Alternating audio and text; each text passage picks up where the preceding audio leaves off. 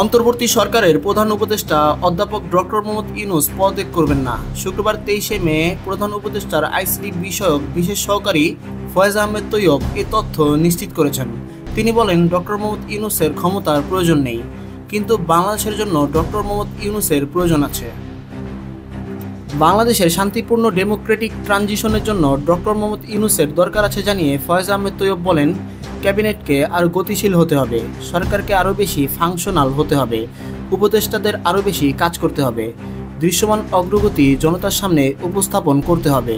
আমাদেরকে দেখাতে হবে যে গণ অভ্যুত্থান পরবর্তীতে জনতার সম্মতিতে ক্ষমতায় এসে প্রফেসর সাফল্য দেখিয়েছেন। বিশ্ব সম্প্রদায়ের কাছে ডক্টর মোহাম্মদ ইউনূসের সম্মান আছে, এটা রক্ষা করা আমাদের দায়িত্ব।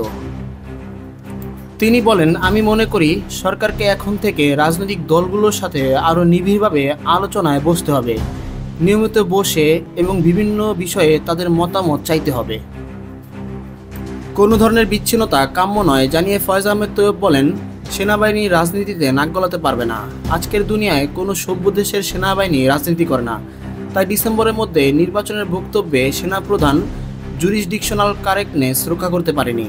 তবে সেনাবাহিনীকে প্রাপ্য সম্মান দেখাতে হবে, আস্থায় রাখতে হবে। সেনাবাহিনী প্রশ্নে হুট করে কিছু করা যাবে না, হটকারিও দেখানো যাবে না।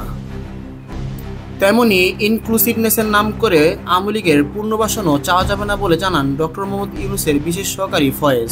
তিনি বলেন, বাংলাদেশ সেনাবাহিনী আমাদের গর্ব এবং আস্থার জায়গা, এটি কেউ ভঙ্গ করবেন না। সকল দরকারি প্রস্তুতি শেষ করে এপ্রিল-মে মাসের মধ্যেই নির্বাচন অনুষ্ঠিত হবে বলেও নিজের ভেরিফাইড ফেসবুক অ্যাকাউন্টে আশা প্রকাশ করেন তিনি। এ সময়ের মধ্যে সকল যৌক্তিক সংস্কার সম্পন্ন করার তাগিদ দিয়ে ফয়েজ আহমেদ বলেন, এর মধ্যেই জুলাই সনদ তৈরি করতে হবে। চলতি বছরের জুলাই-আগস্টে জাতীয়ভাবে জুলাই গণ অভ্যুত্থানের 1 বছর পূর্তি উদযাপন করতে হবে। একই সাথে আগস্টের মধ্যেই স্বৈরাচারী খুনি হাসিনার বিচারের প্রথম রায়টি আলোর মুখ দেখতে পাবে বলেও আশা প্রকাশ করেন প্রধান উপদেষ্টার এই বিশেষ সহকারী।